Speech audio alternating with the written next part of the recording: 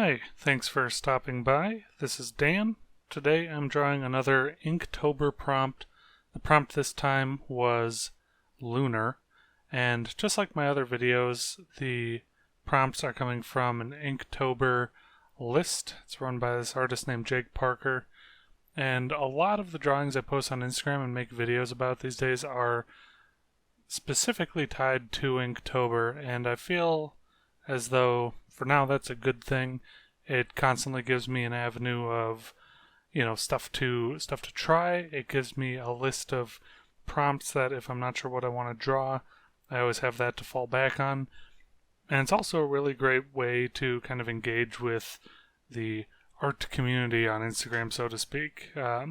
Just searching the Inktober prompts, I've been able to find a lot of pretty small Instagram accounts like my own that have folks turning out these drawings, and they aren't hitting the thousands of interactions like professional artists such as Carl Kopinski or Dave Raposa or people like that get, but it's really fun to see just the more amateur take on prompts similar to the takes that I'm putting out there.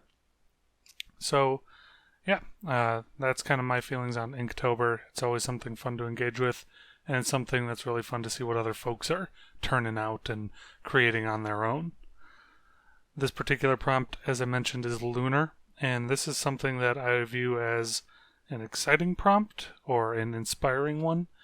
If you look up the list of Inktober 52 prompts, you're going to see a big wide range of abstract things or more concrete nouns even, such as yellow, dinner, wave.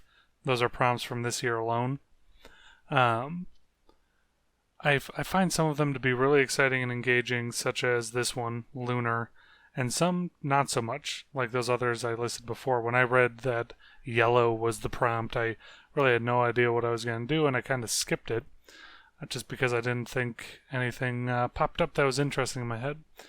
And now that I kind of look back on it, if I should be engaging with any posts, it should be those that don't directly inspire me. That's the whole point, right? To force yourself to kind of get out of your comfort zone and come up with ideas for things that might not be immediately inspiring. Imagine how many people would interact if the prompt was skull or dog or something. So many drawings of skulls, dogs, or easy to grasp concepts like that, whereas yellow, it truly is open-ended, which is a bit intimidating. In any case, I want to talk a bit about my process for this one. I know in my last video I mentioned that I was going to try doing thumbnail sketches, which is basically just a small, very small little block out method. So if you just go onto a page, you can fit, I don't know, depending upon the size, 4 to 6 thumbnails on one page in a sketchbook just to get an idea of what you're looking to draw. This is all being said with the fact that this particular drawing got no thumbnail sketches. I was kind of looking to do something a bit more freeform and doodly, and you'll see where that comes in as it goes on, because right now, as far as freeform goes, it's really not. I spent the first 2 minutes of this drawing blocking out the shapes and figuring out where things are going to be. Actually, let's talk about that real quick. So I started this drawing by using a compass and putting down a circle. Then I put some lines through the midpoint. You can kind of see on the screen right now. Through the midpoint of the circle, just straight lines. I believe those would be the diameter of the circle. And then from there, I tried going to make a sphere shape by just putting some curved lines on the outside of those diameter lines to get a sense of mass. It's no longer a circle, it's a sphere. And then that was going to be my moon. The idea that I had in the back of my head the whole time was I wanted to make a moon base. So I put down the sphere and I built out a more volume focused shape. Then what all of the ruler work with earlier was I wanted to have a mechanical section rising out of the moon. It's a moon base inside the moon. So I adhered to a few rules of perspective there, tried to keep it all going in the same direction as, this tube coming out of the carved out section and so on, and just have some hard rules of perspective there. And am particularly pleased. This is actually one of my favorite parts of the drawing, is that raised section has the same curvature of the moon. I kind of eyeballed it, and I'm really pleased with how it came out. And yeah, so I built out this shape and put in some bizarre mechanical stuff, and then from there I kind of dropped the pretenses of volume and perspective and rules, and I really wanted to just do some doodling and weird noodly shapes. So after I get this shading down on the surface of the moon, I kind of go inside and just have some fun with doing overlapping wires, parallel lines that run into one another, get kind of dark and mysterious in there, and no one really knows what's going on with all these tubes or what the rules are. It's just wanted to build out some machinery. I do have a couple things I want to criticize real quick about this drawing. If I'm giving a self-critique, it would be, number one, I have a lot to learn on texture on surfaces, right? Conveying texture through shading and line value. So the first part, the surface of the moon, trying to draw lunar rock, I didn't really know how to approach it, so I thought, hey, I'll just have darker sections of the moon, have closer lines, and lighter, just have further lines. I think the result, especially on those chunks that are raised up, the little crust of the moon, so to speak, are not very distinctive. It doesn't look like rock, it just kind of looks like scribbly lines. Same with the surface. And then as I start to draw more pipes and things coming out of the moon, I think it's fair to say that they don't really have a steel or rubber texture to them. They just have more shadow on them. And I don't really know exactly the best way to approach drawing texture. Everything I read about it just says, draw from reference and work on communicating texture through different line values and hatching techniques. And it's like, yeah, I get that. My plan is to kind of watch people do it on different videos. Folks like Alfonso Dunn are very informative. And, I guess I just have to sit down with some materials in front of me and really try and replicate it, see what I can do. I imagine it's a mix of pattern and shading. It's not all just going to be done through varying value. But whatever. That's something to focus on as I go on. And it's something I will focus on. A couple of goals I had in mind with this particular drawing. Goal number one would be clean shading lines.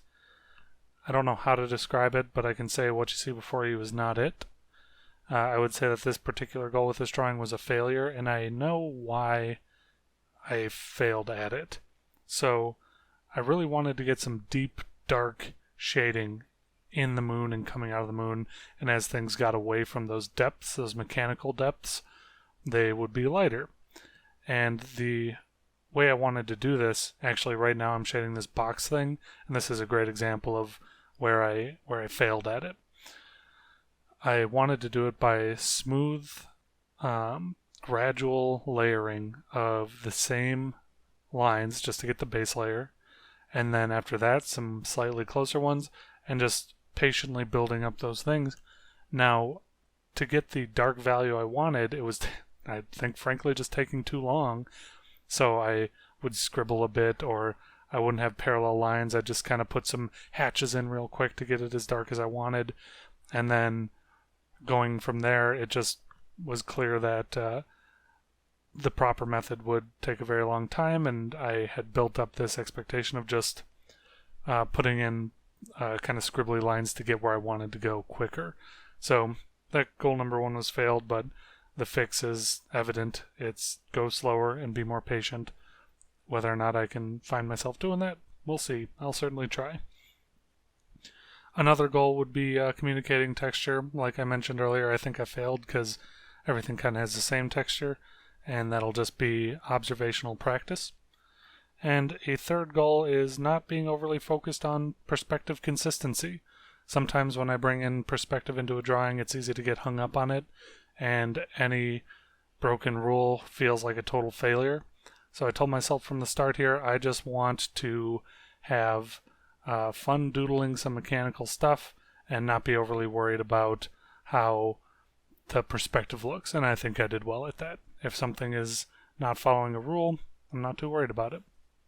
I'm finishing off the drawing here, just it's a lunar base, and I didn't know how I wanted it to be conveyed as being in space, so I busted out a Sharpie. I've done a couple drawings where I have a deep black, and I always try different things, and I'm always leaving streaks and stuff. You'll see it on the final scanned image, some uneven texture. And I looked it up. I saw some post on Instagram of a person using a big field of blue, and it's just even, consistent, and really striking. And someone asked how they did it, and they said gouache painting. So I guess moving forward, I'm just going to have to look into trying that out. For now, markers work for my purpose. Threw in some stars with a Posca paint marker or a chalk marker or something like that. Just came in an art supply box I tried. And yeah, I'm pretty pleased with it. There's always going to be stuff that needs to be critiqued, but this particular drawing, I feel as though I stuck with my goals, and the end product is pretty much what I could expect with the level of specificity I have on my goals. I'm trying to not look at a drawing as is it good or bad, as a barometer of failure. I'm trying to set specific goals and see where I met or failed at those goals for a measure of success or failure. And that makes me happier with this one than if I had not done that. If I just looked at it, I might think, it's not very good. But I'm pretty happy. Follow me on Instagram, Dan Kanzila Art. I have a Twitter, same thing. Like, comment, subscribe, all that good stuff. Thanks for watching. Have a good day. Bye-bye.